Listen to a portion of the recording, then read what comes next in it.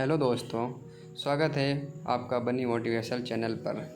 आज हम बात करने वाले हैं एमपी डीएलएड के समाज शिक्षा और पाठ्यचर्या बोध विषय का नाम है और सेट भी है। आपके पास कोई सा भी सेट हो आप क्वेश्चन मिला लेना, मैं आपको आज आंसर बताने वाला हूँ।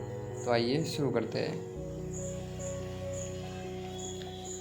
एक वाक्य में क्वेश्चन आया था, शिक्षा का शाब्दिक अर्थ क्या है?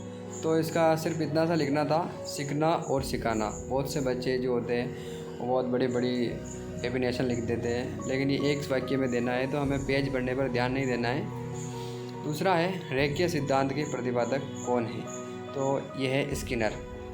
फिर तीसरा क्वेश्चन है, राष्ट्रीय शिक्षा नीति 2020 समिति के अध्यक्ष कौन है? तो ये डॉक्टर के कस्तूरीरंगन है।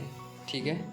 फिर चौथा है, भारतीय शिक्षा आयोग 1964-66 को अन्य किस नाम से जाना जाता है? तो इसको कोठारी आयोग के नाम से जाना जाता है।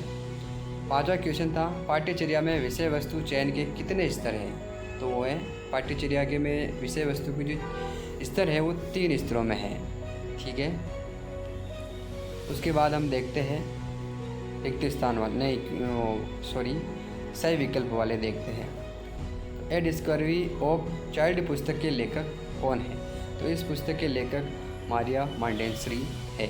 ठीक है। उसके बाद है, विश्व भारती स्थित है कहाँ पर है? तो वो है कोलकाता में। ठीक है।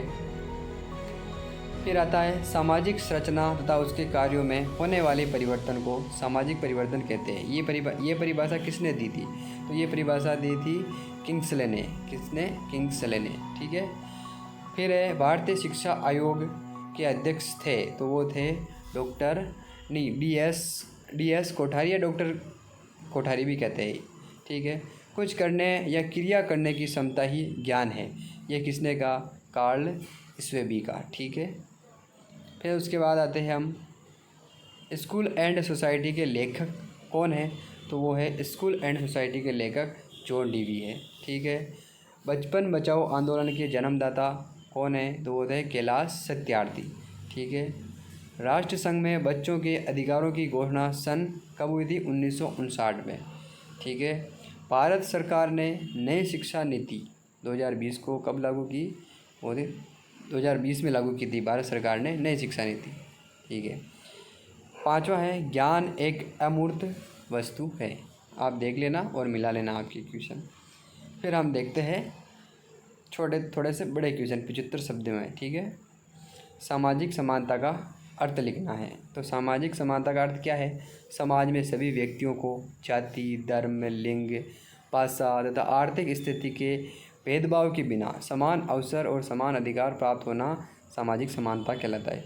इसका अर्थ ये है, हमें सीधी भाषा में लिखना था कि हमें किसी भी समाज में हो गया, समाज के आधार पर, धर्म के आधार पर, लिंग के आधार पर या भाषा के आधार पर या आर्थिक स्थिति के आधार पर कोई भी बिना भेदभाव के समान अधिकारों दिए जाते हैं, उसे सामाजिक समानता कहते हैं। फिर आते हैं, निस्यंदन सिद्धांत क्या है? निस्यंदन सिद्धांत के अनुसार शिक्षा का लाभ पहले समाज के उच्च वर्ग को दिया जाता था और बाद में वह लाभ धीरे धीरे समाज के निम्न वर्गों को तक पहुंचता था। फिर है कि ज्ञान की कोई 2 विशेषताएं लिखिए। तो पहला, ज्ञान एक अमूर्त होता है। ज्ञान अनुभव एवं अधिगम से प्राप्त होता है। हम अनुभव द्वारा सीखते हैं। जैसे कि हमने कोई कार्य करना सीखा तो वो हमें अनुभव हुआ उसी के आधार पर। ठीक है। फिर आते हैं कि शिक्षा का व्यापक अर्थ क्या है? तो शिक्षा का व्यापक अर्थ हम कहें तो व्यापक अर्थ में शिक्षा जन्म से मृत्यु तक चलने वाली एक सतत प्रक्रिया है। ठीक है। जिसके माध्यम से व्यक्ति के व्यवहार, ज्ञान, कौशल एवं व्यक्तित्व का विकास होता है। 8वां क्वेश्चन है, श्री अरविंदो की सर्वांग शिक्षा के पक्ष लिखिए। तो इनके जो पक्ष थे वो है, पहला है शारीरिक शिक्षा, प्राणिक शिक्षा, मानसिक शिक्षा, मानस या आत्मिक शिक्षा या आध्यात्मिक शिक्षा। ठीक है। सामाजिक परिवर्तन की परिभाषा क्या है? तो सामाजिक संरचना तथा उसके कार्यों में होने वाले परिवर्तन को सामाजिक परिवर्तन कहते हैं। ये मैकाइवर की परिभाषा है। ज्ञान की प्राप्ति के साधनों के साथ पर ज्ञान का वर्गीकरण करना है। तो इसमें है प्रत्यक्ष ज्ञान हो गया, अनुशासन ज्ञान हो गया या शब्द ज्ञान हो गया और उपमान ज्ञान हो गया या अनुभवजन्य ज्ञान हो गया। ठीक है, फिर हम पढ़ते हैं कि क्वेश्चन 11वां है, तो वो है पाठ्य पुस्तकों के प्रकार लिखिए। तो विषय है पाठ्य पुस्तक, कार्य पुस्तिका, संदर्भ पुस्तिका, पूरक पुस्तिका, शिक्षक निर्देशिका। ठीक है, तो आगे क्वेश्चन था बुनियादी शिक्षा का अर्थ क्या है। बुनियादी शिक्षा का अर्थ है कि हस्त कौशल के आधार पर शिक्षा दी जाए, ये महात्मा गांधी ने कहा था। ठीक है, असमानता के रूप, तो ये आप सभी ने लिख लिए होंगे। ये सब क्वेश्चन मैंने करवाए हुए हैं, तो वो उसी के आधार पर आए हुए।